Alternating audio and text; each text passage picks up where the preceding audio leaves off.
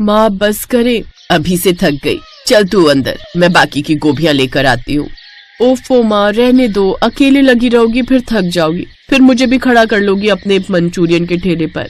हाँ तो तुझे अच्छा नहीं लगता क्या मेरे मंचूरियन के ठेले पर खड़ा होना? किसको अच्छा लगेगा माँ सड़क के किनारे एक छोटे से ठेले पर घंटों तक खड़े रहना। वैसे माँ, ये गोभी मंचूरियन का ठेला लगाने का आइडिया था किसका? तेरे बाबा का। जब तू बहुत छोटी थी ना, तो वो एक फौजी अफसर के यहाँ काम करते थे। हुआ यूं कि एक बार वो फौजी अफसर किसी काम से चाइना गया, तो तेरे बाबा को भी ले गया अपने साथ। अच्छा, तो फिर क्या हुआ माँ? वहाँ तेरे बाबा ने जीवन में पहली बार मंचूरियन का स्वाद चखा और बस उन्हें इतना पसंद आया कि उन्होंने तुरंत उस मंचूरियन बनाने वाले से उसे बनाने का तरीका सीख लिया। और फिर यहाँ आकर बाबा ने वही मंचूरियन बनाकर बेचना शुरू कर दिया। बड़े मन से बनाते थे, खुद के साथ साथ मुझे भी लगाए रहते थे अपने साथ। लेकिन माँ, मंचूरियन बनाने के लिए ये गोभी और बाकी सब्जियां खुद से उगाने की क्या जरूरत है? हम मार्केट से भी तो खरीद सकते हैं। यही सवाल मैंने भी पूछा था तेरे बाबा से। बोले, लक्ष्मी, बाजार की सब्जियों का भरोसा नहीं कर सकते और फिर लागत भी तो कम हो जाएगी ना। मुझे भी उनकी बात सही लगी, तो बस हम दोनों मिलकर उगाने लगे ये ढेर सारी गोभियां। लेकिन माँ, तुम्हें नहीं लगता कि बाबा इससे बढ़कर और भी बहुत कुछ कर सकते थे? अब देखो ना, थोड़ी सी लागत बचाने के लिए हमें कितनी मेहनत करनी पड़ती है, और उसके बाद बचता क्या है? कुछ भी तो नहीं। ऐसी बात नहीं है बेटा, तेरे बाबा के हाथों का स्वाद ही अलग था। दूर दूर से लोग आते थे उनके हाथों से बना गोभी मंचूरियन खाने। तब कमाई भी बहुत अच्छी होती थी। अगर ऐसा न होता तो बता, हम कहाँ से करा पाते तेरा एडमिशन इतने बड़े कॉलेज में? हाँ माँ, लेकिन अब ना तो बाबा है और ना ही उनके हाथों का वो स्वाद। तुम सारा दिन इतनी मेहनत करती हो, लेकिन गिने चुने ही ग्राहक आते हैं तुम्हारे ठेले पर। वो तो अच्छा हुआ कि मुझे स्कॉलरशिप मिल गई, वरना कॉलेज की फीस भर पाने की हालत में बिल्कुल नहीं थे हम। हाँ बेटा, बात तो तेरी सही है, लेकिन मैं और कोई काम करूँ भी तो क्या? शायद मेरे सीखने में ही कमी रह गई, तभी तो ग्राहक कम होते गए हमारे। नहीं माँ, असल में हमारे आसपास अब कई अच्छे अच्छे रेस्टोरेंट खुल गए, जहाँ गोभी मंचूरियन के साथ साथ और भी कई चाइनीज डिशेस मिलती है, और फिर लोगों को बैठने के लिए बढ़िया जगह भी मिलती है। माँ, अब तुम खुद ही सोचो, कौन आएगा तुम्हारी ठेले पर खड़े होकर तुम्हारा सस्ता गोभी मंचूरियन खाने? अपनी बेटी नैना की बात सुनकर लक्ष्मी उदास हो गई। उधर नैना को भी ये देखकर बुरा लगा। असल में नैना और उसकी माँ लक्ष्मी की माली हालत बहुत अच्छी नहीं थी। नैना के पिता का खोला हुआ गोभी मंचूरियन का ठेला अब उसकी माँ चला रही थी, लेकिन इस काम में अब कमाई बिल्कुल ना के बराबर रह गई थी। दूसरी तरफ नैना शहर के एक अच्छे कॉलेज से होटल मैनेजमेंट का कोर्स कर रही थी। नैना, आज क्या लाई है टिफिन में? सैंडविच खाएगी?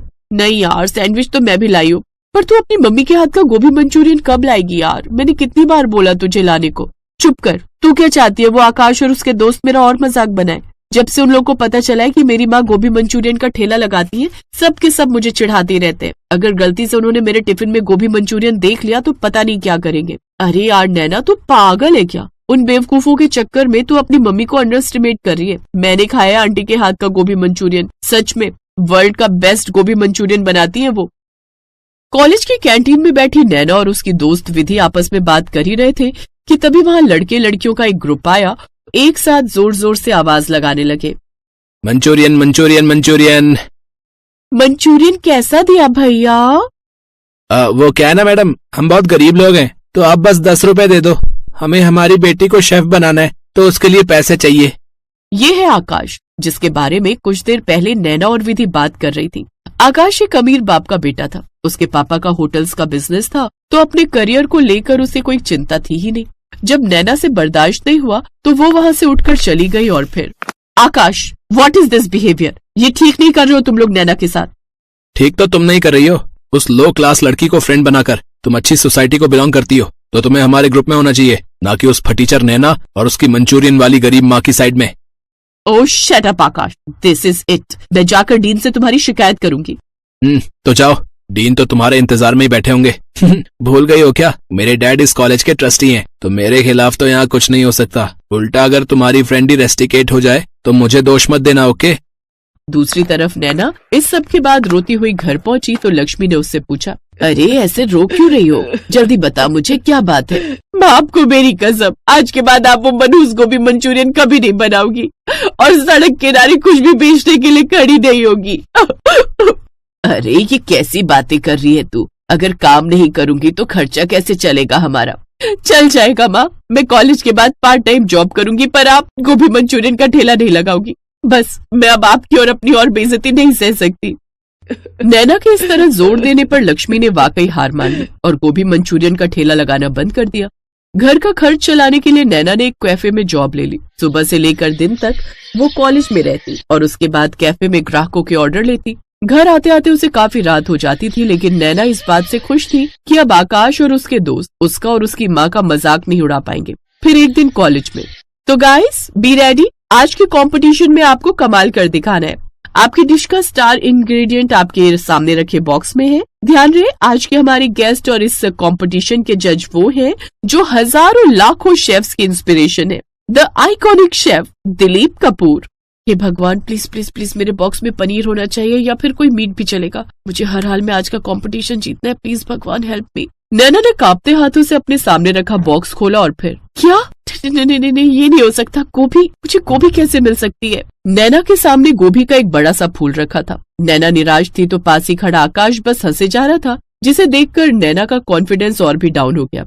लेकिन तभी नैना की दूसरी तरफ खड़ी विधि ने उससे कहा, नैना उस आकाश पर ध्यान मत दे, ये तेरे लिए अच्छा मौका है, ये अपना बेस्ट दिखाने का टाइम है और अपनी माँ पर भरोसा करने का भी।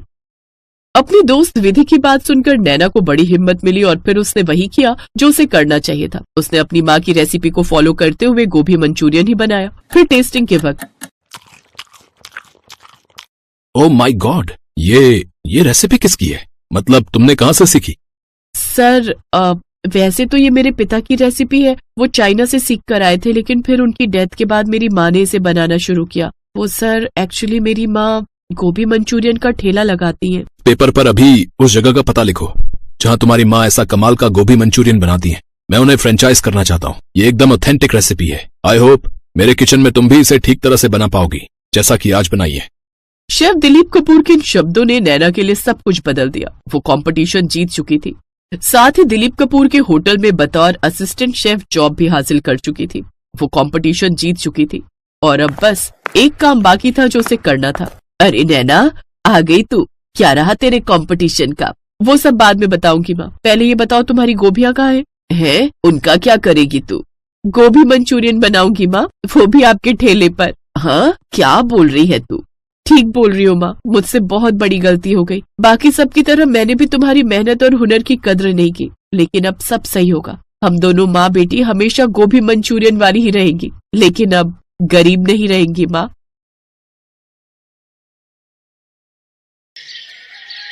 सीता और गीता नाम की दो जुड़वा अनाथ बहनें अपने चाचा चाची के साथ रहती थी। सीता गीता के माता पिता नहीं थे, बचपन में ही वे दोनों गुजर गए थे। तब से सीता गीता अपने चाचा चाची के साथ ही रहने लगी। पर उन बेचारी अनाथ बच्चियों की चाची चंचला बहुत ही बुरी थी। वो उन दोनों को बिल्कुल नौकरानियों की तरह ही रखती थी। कहाँ रह गई दोनों? कितनी देर की बाजार से सामान लेने गई हुई हो, अब आ रही हो? चाची, रास्ते में तेज बारिश हो गई थी, इसलिए देर हो गई। ये चीनी गीली कैसे हुई? जरूर बारिश में थैली भिगोई होगी। चाची, राशन वाले भैया ने जो चीनी की थैली दी थी ना, वो फटी हुई थी, हमें पता नहीं चला, तभी चीनी में पानी चला गया। हमें माफ कर दो चाची। आज तुम दोनों की खैर नहीं, तुमने इतना नुकसान कर दिया। तुम्हारे माँ बाप हमारी छाती पर मूंग दलने के लिए तुम्हें दुनिया में छोड़ गए, खुद तो ऊपर चले गए और हमारे लिए मुसीबत छोड़ गए। चंचला, तुम्हें शर्म नहीं आती? बेचारी बच्चियों के साथ इतना बुरा व्यवहार करती हो, थोड़ा भगवान से तो डरो। अब तुम क्या चाहते हो? मैं मायके चली जाऊं? एक बार चली गई ना तो लौट कर नहीं आऊंगी, फिर ढूंढते रहना दूसरी। चंचला सीता गीता पर हमेशा ही हाथ उठाती रहती थी, जिस कारण वे दोनों बच्चियां रात के अंधेरे में सुबक सुबक कर रोती थी। एक रात दोनों ने घर छोड़ने का विचार किया। गीता, हम यहाँ नहीं रुकेंगे, चाची बहुत मारती है। हाँ सीता, तू ठीक कह रही है, हम कहीं दूर चले जाएंगे। सीता और गीता रात के अंधेरे में घर से निकल गई और चलते चलते एक पेड़ के पास रुक गई और उसी पेड़ के चबूतरे पर सो गई। अगली सुबह उनकी आंख खुली तो उन्होंने देखा सड़क पर लोग गुजर रहे हैं। बहुत से ठेले वाले वहां पर खड़े हैं। सीता, बहुत भूख लगी है, चल हम कुछ खाते हैं। पर गीता, हमारे पास पैसे नहीं है, बिना पैसों के हमें कोई भी खाने को कुछ नहीं देगा। एक बार पूछते हैं ना, शायद कोई दे दे।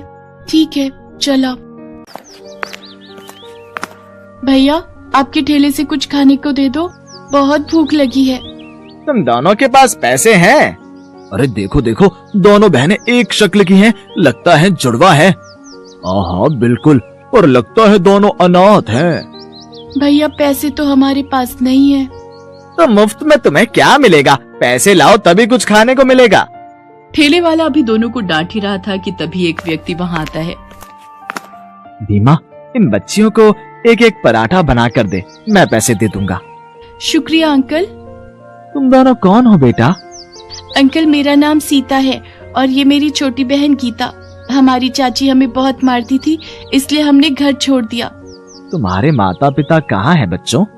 हमारे माँ बापू नहीं है अंकल, हम बचपन से ही अपने चाचा चाची के साथ रहते हैं। अच्छा अच्छा अच्छा, तो ये बात है।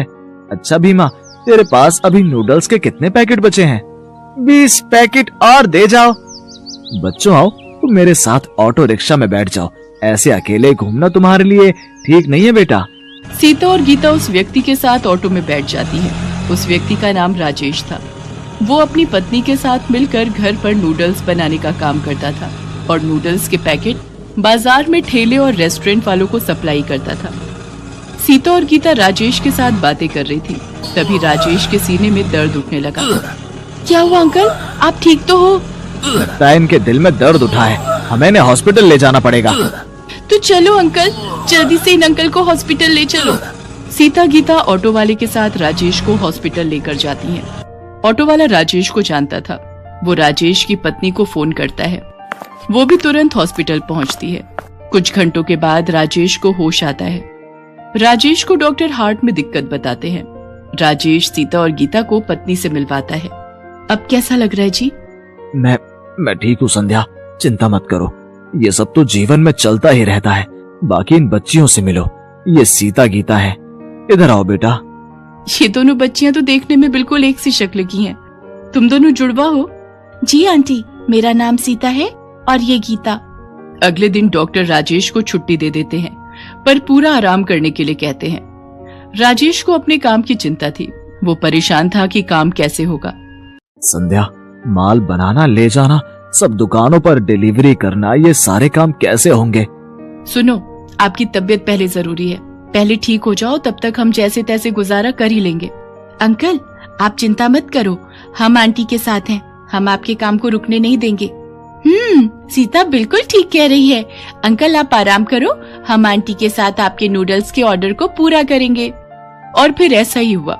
संध्या नूडल्स बनाती और संध्या सीता और गीता के साथ दुकानों और ठेलों पर नूडल्स के ऑर्डर डिलीवर करने के लिए जाने लगी। एक दिन सीता संध्या से बोली, आंटी जब हम नूडल्स के पैकेट तैयार कर सकते हैं तो क्यों ना हम अपना ही नूडल्स का एक स्टॉल खोलें।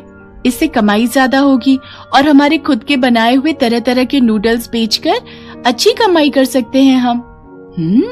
ये आइडिया तो हमारे दिमाग में कभी आया ही नहीं। कह तो तुम ठीक रही हो राजेश, मैं सोच रही हूँ सीता और गीता ठीक कह रही हैं। हम खुद का नूडल्स का स्टॉल खोलते हैं ना, शायद हमारी कमाई अच्छी हो जाए। ठीक है संध्या, पर बहुत मेहनत लगेगी। तुम्हें सुबह उठकर सारी तैयारी करनी पड़ेगी। स्टॉल पर सारा दिन खड़े होकर नूडल्स बेचने होंगे। क्या तुम ये कर पाओगी? मुझे बस आपका साथ चाहिए, और फिर मेरे साथ सीता और गीता जैसी इतनी प्यारी प्यारी बच्चियां भी तो हैं।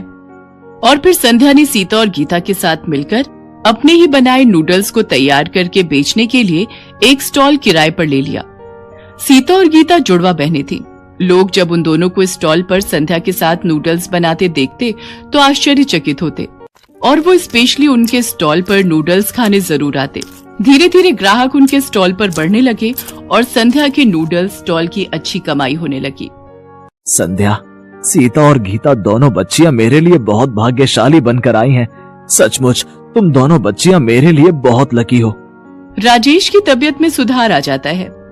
अब वो नूडल्स के पैकेट की सप्लाई के साथ साथ अपने स्टॉल पर भी नूडल्स बनाने में संध्या और सीता गीता की मदद करने लगा और वो सफलता को छूने लगा। एक दिन सीता गीता के चाचा ने उन्हें नूडल्स स्टॉल पर देख लिया। सीता, गीता, मैंने तुम दोनों को बहुत ढूंढा। मेरी बच्चियों, तुम घर छोड़कर क्यों चली गई? चाचा, हम चाची से मिले और दुख नहीं झेल सकती थी, इसलिए हमने घर छोड़ दिया। और चाचा, अब तो हमें माता पिता के रूप में अंकल आंटी भी मिल गए हैं। अब हम इन्हें छोड़कर कहीं नहीं जाएंगे।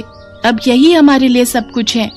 सीता गीता की ये बात सुनकर राजेश और संध्या उन्हें गले लगा लेते हैं। आखिर उन अनाथ बच्चियों को माता पिता के रूप में राजेश और संध्या जो मिल गए थे, और फिर बच्चियों को आशीर्वाद देकर उनका चाचा आंखों में आंसू लिए चुपचाप वहां से चला जाता है।